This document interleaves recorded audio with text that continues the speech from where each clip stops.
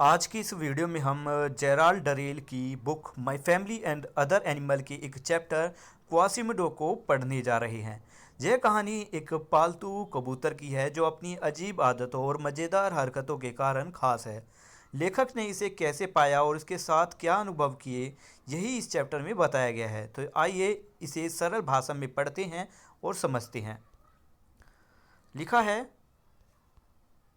लिखा है Gerald Durrell का परिवार उस समय ग्रीक द्वीप क्राफू में चला गया जब जेराल्ड डरेल लगभग 10 साल के थे। वह अक्सर अपने कुत्ते रोजर के साथ इस द्वीप का बारे में अच्छे से पता लगाने के लिए जाया करते थे। अपनी इस घुमक्कड़ी के दौरान घूमने की आदत के दौरान वह जिन सबसे दिलचस्प व्यक्तियों में से मिले उनमें से एक थे रोज बीटलमैन। लेखक को उनसे कई पालतू जानवर भी मिले। इस चैप्टर में हम my family and other animals की कहानी का एक छोटा सा हिस्सा पढ़ने जा रहे हैं। लिखा है अकीलिस। अकीलिस जान लीजिए कौन है। अकीलिस राइटर के यानी इस कहानी के जो ऑथर हैं उनका एक पुराना जानवर है जो कि एक कछुआ था। तो यहाँ पर ऑथर कह रहे हैं, नरेटर इस कहानी के, कि अकीलिस के चले जाने के कुछ समय बाद मुझे रोज बीटल मैन से एक और पालतू जानवर मिल गया। इस बार यह एक कबूतर था। वह अभी बहुत छोटा था और उसे रोटी और दूध तथा भीगे हुए मक्के पर पाला गया। देखने में वह बहुत ही भद्दा पक्षी था। उसकी झुर्रीदार लालचट त्वचा से पंख निकल रहे थे जो पीले बालों में मिक्स हो रहे थे। ये बाल छोटे कबूतरों को ऐसा दिखाते हैं जैसे उन्होंने अपने बालों में ब्लीच कर लिया हो, कोई कलर कर लिया हो। उसकी भद्दी और मोटी काया के कारण लैरी ने मुझे सुझाव दिया कि हम उसे क्वासिमिडो कहकर पुकारेंगे। अब देखिए, क्वासिमिडो एक नोवेल का कैरेक्टर है, तो एक नोवेल के कैरेक्टर का नाम कबूतर को दिया गया है यहाँ पर। तो लैरी ने सुझाव दिया कि हम उसे क्वासिमिडो कहेंगे और मुझे यह नाम अच्छा लगा। बिना यह समझे कि इसका क्या मतलब है, मैंने इसकी सहमति दे दी। लंबे समय तक जब वह खुद खाना खाने लगा और उसके सारे पंख निकल आए, क्वासिमिडो के सिर पर पीले बालों की एक छोटी सी लट बन गई। इससे वह ऐसा जज जैसा दिखने लगा जिसने बहुत छोटी विग पहन रखी हो। अपने असामान्य पालन पोषण और इस तरीके के कारण कि उसके माता पिता नहीं थे, इस वजह के कारण कि उसके माता पिता नहीं थे जो उसे जीवन के तौर तरीके सिखा सके, क्वासिमिडो को विश्वास हो गया कि वह पक्षी नहीं और उसने उड़ने से मना कर दिया, यानी वह उड़ा ही नहीं कभी। इसके बजाय वह हर जगह चलता। अगर वह मेज या कुर्सी पर चढ़ना चाहता तो वह उसके नीचे खड़ा होकर अपना सिर झुकाता और गहरे स्वर में गुटरगू गुटरगू वाली आवाज़ें निकाला करता, जब तक कि कोई उसे उठा ना ले और वहाँ पर रख ना दे। वह हमेशा हमारे साथ किसी भी गतिविधि में, किसी भी काम में शामिल होने के लिए बहुत ही ज़्यादा एक्साइटेड रहता, बहुत ही ज़्यादा उत्सुक रहता और यहाँ तक कि हमारे साथ सैर पर भी जाने की कोशिश करता। हालांकि हमें इसे रोकना पड़ा क्योंकि या तो आपको उसे अपने कंधों पर ले जाना पड़ता जिससे कपड़े के खराब होने का खतरा रहता, या फिर उसे पीछे चलने देना पड़ता। अगर आप उसे चलने देते तो आपको उसकी चाल के हिसाब से अपनी गति धीमी करनी पड़ती, क्योंकि यदि आप बहुत आगे निकल जाते तो आपको उसकी घबराई हुई और गिड़गिड़ाती गुटरगू सुनाई देती और पीछे मुड़ने पर देखते कि क्वासिमिडो बेतहाशा दौड़ते हुए आपके पीछे आ रहा है। उसकी पूंछ हिल रही है और उसका चमकदार सीना गुस्से से फूला हुआ है। क्वासिमिडो घर में सोने की जिद करता था। उसे मेरे द्वारा बनाए गए कबूतरों के बसेरे में, कबूतरों का जो घर है वो, उसमें ले जाने के लिए कोई भी समझाना या डांटना काम नहीं किया। मतलब कि हमने उसे बहुत कोशिश की, भले ही काम नहीं आया।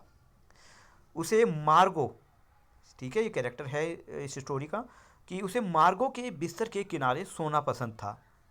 आखिरकार उसे ड्राइंग रूम के सोफे पर भेज दिया गया, क्योंकि अगर मार्गो रात में बिस्तर पर करवट लेती तो क्वासिमिडो जाग जाता और बिस्तर पर चढ़कर उसके चेहरे पर बैठ जाता और जोर जोर से प्यार भरी गुटरगू की आवाज़ें निकालता। लैरी ने पता लगाया कि क्वासिमिडो एक संगीत प्रेमी प्रेमी कबूतर है। उसे न केवल संगीत पसंद था, बल्कि वह वास्तव में दो अलग अलग प्रकार की पहचान मतलब पहचान बना लेता अपनी। उनमें से एक थे वोल्ट्स और एक मिलिट्री मार्च। अब देखिए, वोल्ट्स भी एक संगीत है जिसमें कई तरीके की धुन निकला करती हैं। और सैन्य मार्च मतलब सेना में जब चलती हैं कदम से कदम मिलाकर, इस तरीके से वो चला करता था। साधारण संगीत के लिए वह ग्रामोफोन के जितना हो सके उतना पास जाकर बैठता और उसका सीना फूला हुआ रहता, आंखें बंद रहती और वह धीरे धीरे गाने संगीत सुनते हुए गुटरगू करता। लेकिन अगर धुन वोल्ट्स की होती, यानी म्यूजिकल इंस्ट्रूमेंट की, तो वह मशीन के चारों ओर घूमता, झुकता, मटकता और कांपती हुई गुटरगू करता। दूसरी ओर सैन्य मार्च के लिए, ठीक है, दूसरी ओर मार्च के लिए विशेष सूसा की धुन, साउसा, ठीक है, हाँ, तो साउसा वह अपने पूरे कदम पर खड़ा हो जाता, अपना सीना फुलाता और कमरे में ऊपर नीचे मार्च करता, मतलब आगे भी पीछे चलता रहता। उसकी गुटरगू इतनी गहरी और गले से निकलती कि ऐसा लगता मानो वह खुद का दम घोट देगा। वह कभी भी इन हरकतों को किसी दूसरे प्रकार के संगीत के लिए नहीं करता, सिवाय मार्च और वोल्ट्स संगीत में। ठीक है, इन दोनों संगीतों में ही वो इस तरीके की हरकत किया करता था। हालांकि कभी कभी अगर उसने कुछ समय से संगीत नहीं सुना होता तो वह ग्रामोफोन सुनने की उत्सुक में वोल्ट्स के लिए मार्च किया करता। इसके विपरीत लेकिन वह हमेशा बीच में रुककर खुद को ठीक कर लेता। एक उदास दिन जब हमने क्वासिमिडो को जगाया तो हमें पता चला कि उसने हम सबको धोखा दिया था, क्योंकि कुशन के बीच एक चमकदार सफ़ेद अंडा रखा हुआ था। यहाँ से पता चलता है कि ये कबूतर एक फीमेल था, फीमेल कबूतर है ये, कबूतरी यानी। वह इसे कभी पूरी तरह नहीं उबर पाया। वह कड़वा, उदास और चिड़चिड़ा हो गया और अगर आप उसे उठाने की कोशिश करते तो वह चोंच मारने लगता। फिर उसने एक और अंडा दिया और उसका स्वभाव पूरी तरह से बदल गया। वह, या यूं कहें कि वह मादा, ठीक है, मतलब यहाँ से पता चलता है ना कि वो मादा कबूतर है, और भी जंगली हो गई। हमें ऐसा देखने लगी जैसे हम उसके सबसे बड़े दुश्मन हो। वह खाने के लिए रसोई के दरवाजे तक ऐसे दबे पाँव जाती जैसे अपनी जान से डरती हो। यहाँ तक कि ग्रामोफोन भी उसे घर में वापस आने के लिए लुभाया नहीं सका। आखिरी बार जब मैंने उसे देखा वह एक जैतून के पेड़ पर बैठी थी, सबसे दिखावटी और शर्माई हुई गुटरगू कर रही थी। वहीं डाल के आगे एक बड़ा और बहुत ही मर्दाना दिखने वाला दूसरा कबूतर उसकी प्रशंसा में मुग्ध होकर मटक रहा था और वह भी गुटरगू कर रहा था।